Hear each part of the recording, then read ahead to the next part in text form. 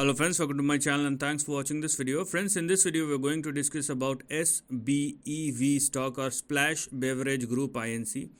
Now if you're looking at this stock, you can consider this stock in both the ways. And now why I'm saying this, the first thing is, if you are looking at the stock, it has actually faced resistance at the upper end of the range, and it's been proved time and time again that the lows, the highs are, the first high is higher than the second high, and the second high is higher than the third high, which is not at all a good sign because the stock is unable to hold on to its levels, and you can call it as a negative trend because the stock is unable to sustain or at least hold on to its highs.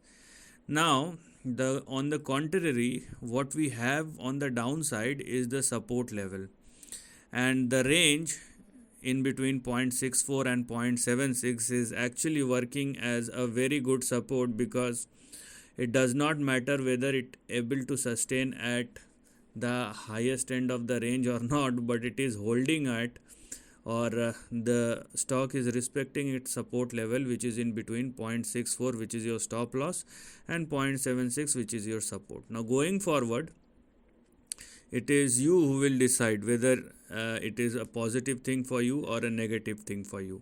Let me explain what is happening and how to approach, and you can add this as a tool accordingly, add this knowledge as a tool. So first of all, if the stock closes below 0.64, the uptrend will be over. Okay, so don't trade below 0.64. It is mandatory for SBEV stock to sustain above 0.64 or more. Now you will find resistance at 2.3 if the stock continues to sustain or trade above 0.76. When the stock started moving higher, it will find resistance somewhere in between these two lines.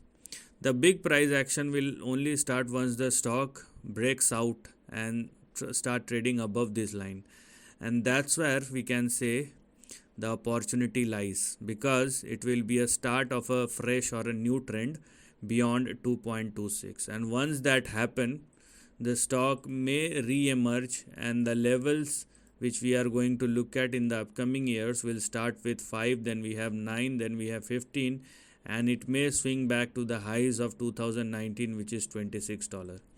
So right now the range is getting narrower day after day, week after week, or month after month, but once this is over, and meanwhile the most important thing is it must continue to sustain above 0.76. So if these two things, these two conditions satisfied, you will see an up move, but we must get a confirmation if the stock makes a move or makes a breakout beyond these two lines, and in which case the stock will again be ready for its next up move towards $25 or $26 on the upside. So this is the end of the video. Thanks for watching.